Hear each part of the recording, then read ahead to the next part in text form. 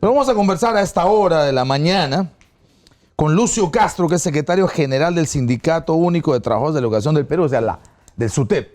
La palabra del maestro en este tema, del profesor de aula, del maestro que tiene la responsabilidad de abordar estos temas, que más allá de disquisiciones teóricas, tiene cosas concretas que enfrentar. O sea, primero y secundaria, me gusta o no me gusta, sin calificar, sin poner juicio de valor. Hay un niño que por características A o B termina siendo amanerado y resulta que es el centro de burla, de bullying y de agresión permanente del resto. ¿Cómo enfrenta un maestro? ¿Con qué mensaje? ¿Con qué contenido?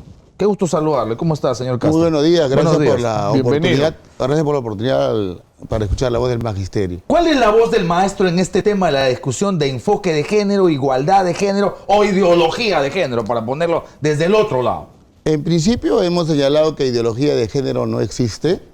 Hemos desarrollado una posición de tiempo atrás, ya del año 2003, en el entendido innegable de que varón y mujer necesitan respeto, necesitan igualdad de derechos, necesitan igualdad de oportunidades.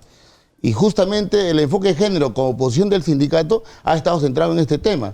Cuando sale Ollantaytamala en el 2015 y elabora un diseño curricular, justamente incorpora este pensar del SUTEP llamándolo enfoque de género. Y si se quiere, ha coincidido con una posición del sindicato, también hay discrepancias, y así los maestros lo vienen sosteniendo. En el aula, lo que merecen todos los alumnos, varones, mujeres, es respeto. Y sobre el respeto se pueden generar con la debida información las enseñanzas que correspondan. Claro, pero esto, es decir, hay una teoría que detrás de la expresión enfoque de género, igualdad de género, hay una ideología. Lo que hay es una gran conspiración de un lobby gay internacional que está utilizando esta teoría para introducir lo que ellos llaman la ideología de género. Es decir, cuestionar la identidad sexual, promover la promiscuidad, de alguna manera promover la homosexualización, digamos, ¿no es cierto? Es una especie de perversión de nuestra infancia. El problema es que esto es imposible que ocurra sin el concurso de los maestros. Es decir, que ustedes estarían siendo los instrumentos de esta conspiración. Nosotros consideramos que en este aspecto, en términos de ideología, no existe. En términos de enfoque, sí, pero que en el maestro necesita mayor información y una actualización para el manejo y el diseño curricular, para desarrollar en el aula y para también enfrentar este tipo de cosas. Y esto es omisión del Ministerio de Educación. Por eso nos parece muy bien cuando en el Congreso de la República la misma ministra dice: no se ha convocado al magisterio, no se ha cumplido con difundir este documento debidamente, y ahí la causa de los errores. El mismo padre de familia no tiene la información debida y es presa fácil de lo que afirman elementos conservadores, confusionistas, fundamentalistas, en el ánimo ya de, en nuestro entender, perturbar al gobierno. Claro, porque lo importante que tiene acá, errores. claro, porque si vamos al asunto que es en realidad lo que deberíamos estar discutiendo, que es el crear un país y un mundo donde hombres y mujeres tengan las mismas oportunidades y posibilidades y no haya ningún tipo de discriminación, ¿no? En relación a este tema, no solamente supone una declaración que un día en un texto esté y se hable del tema, sino es una práctica sistemática que el maestro tiene que cuidar. El enfoque de género no es solo teoría, es práctica. El maestro diariamente lleva a la práctica este concepto. ¿Cómo lo hace? Que implica básicamente respeto. Si en el aula tú tienes una persona que tiene una opción diferente, tú tienes que evitar que sea objeto o sujeto de bullying. ¿Y qué le dices? Sujeto de confrontación, ¿Qué sujeto de discriminación. ¿Pero qué se le dice? A mí, ¿sabe por qué me gustaría ir al aula? Porque, aprovechando que usted es maestro, porque a partir de escuchar, yo me he dado el trabajo, haciendo un esfuerzo extraordinario, escuchar a los congresistas ayer, tomándome 2 grabols, dicho sea de paso, con sinceridad. Pero mire, escuchándoles uno le daría la idea de que el profesor agarra su tiza, cuando tiene tiza, su plumón indeleble, y dice: a ver, sexo anal, y hace un subrayado ahí, y empieza a decir cómo se hace, de qué manera se introduce, cómo hay... Eso ocurre en las aulas. A ver, sexo en grupo, así, de esta manera, de esta forma, eso ocurre. Yo escucho a los congresistas y me pongo en la cabeza de escuchar a un maestro de segundo, tercero, cuarto de secundaria y dice: hoy, alumno, 25 de marzo, nuestro tema va a ser cómo va a ser la práctica del sexo tal. ¿Así se hace o no? Nosotros desarrollamos una actividad que parte de la información sexual, en base a los conocimientos que el docente tiene, en base a la autoformación, Pero repito, no ha habido también la información adecuada, la actualización adecuada de parte del mismo ministerio. Y frente a una situación de esa naturaleza, uno empieza por lo que se llama respeto.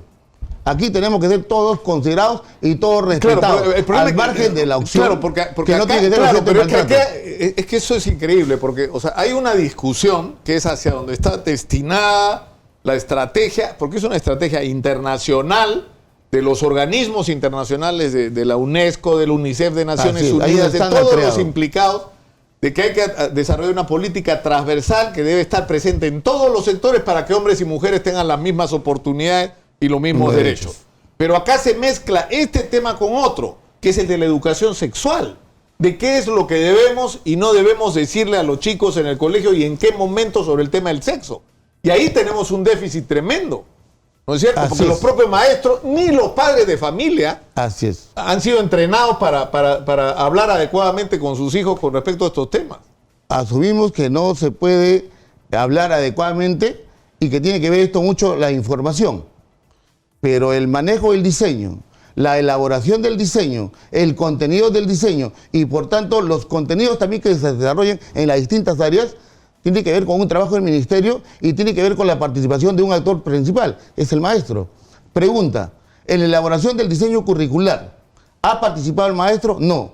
¿En la elaboración de los libros, la formulación de ellos, ha participado el maestro? No. ¿En el diseño de políticas educativas ha participado el maestro? No. Lo hemos peticionado, lo hemos pedido de manera repetida y nunca se ha considerado. Y luego, ya, no ha participado en ningún proceso previo.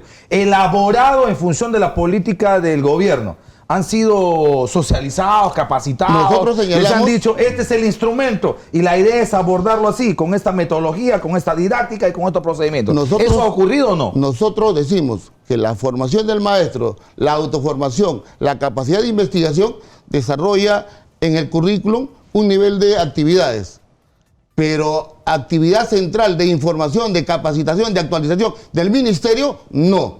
Y es decir, podríamos tener que un maestro en Lima, aquí, y un maestro en Cañete, en el norte, un maestro en Barranca, en el norte de Lima, otro en el sur, puede agarrar el libro y darle su interpretación en función de su capacitación, en función de su formación, o de sus criterios y de sus prejuicios. Y el otro señor igual de su prejuicio, de su religión. Y más en aquellos lugares en donde la información está ausente.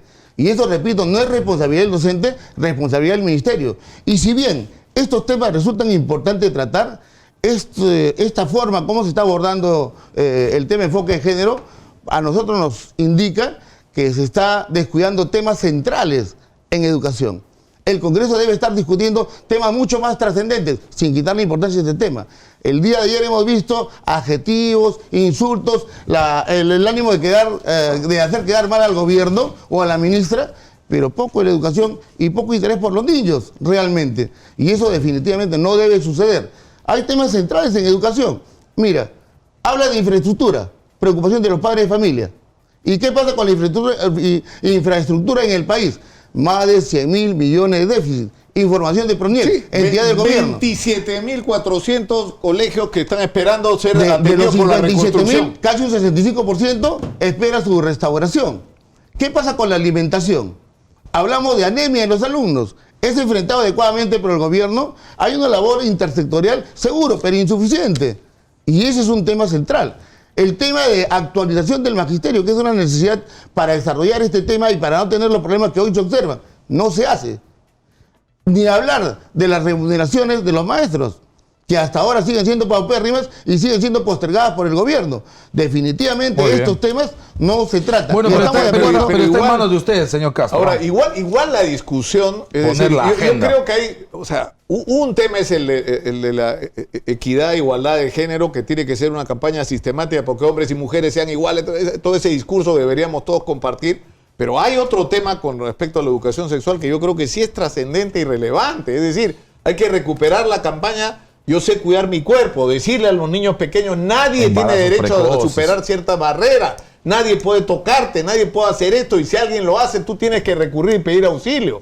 Y conforme los chicos van creciendo, vas dosificando la información, porque nuestros chicos están iniciando su vida sexual de una manera muy temprana, a los 14 años, 15 años, han iniciado su vida sexual definitivamente y lo los están tiempos haciendo han en las cambiado. peores condiciones y nadie los está guiando. Entonces tienes enfermedades de transmisión sexual por todos lados, tienes chicas embarazadas que tienen que abandonar el colegio. O sea, de eso es lo que tenemos que hablar, ¿no? De eso definitivamente tenemos que hablar y vuelve aquí un tema recurrente. La responsabilidad del ministerio, la actualización y la información que debe desarrollarse para que con conocimiento de todos estos temas definitivamente los errores no aparezcan. Y aquí es responsabilidad en nuestro convencimiento de parte del Ministerio de Educación, Correcto. y no de los docentes. Muy bien, está en sus manos del SUTEP, lo insisto en ponernos de la mejor manera la agenda real en este país en educación. Los maestros... Sin desmerecer este tema, pero estableciendo un orden de prioridad, lo urgente, lo necesario. A los padres de lo familia le rápido. decimos Muy que bien. los maestros no vamos a desarrollar la homosexualidad en las aulas. Al contrario, este clima de convivencia que es necesario en el sentido de igualdad de derechos, igualdad de oportunidades. Perfecto. Muchas gracias, señor Castro. Muchas que le vaya gracias, bien. profesor Lucio Castro, secretario general del Sindicato Único de Trabajadores de Educación del Perú. Tenemos una conversación pendiente, que es el tema esta de la unificación del magisterio, de todo. Pero eso es otro tema. Yo lo comprometo para convencer. ¿Ah?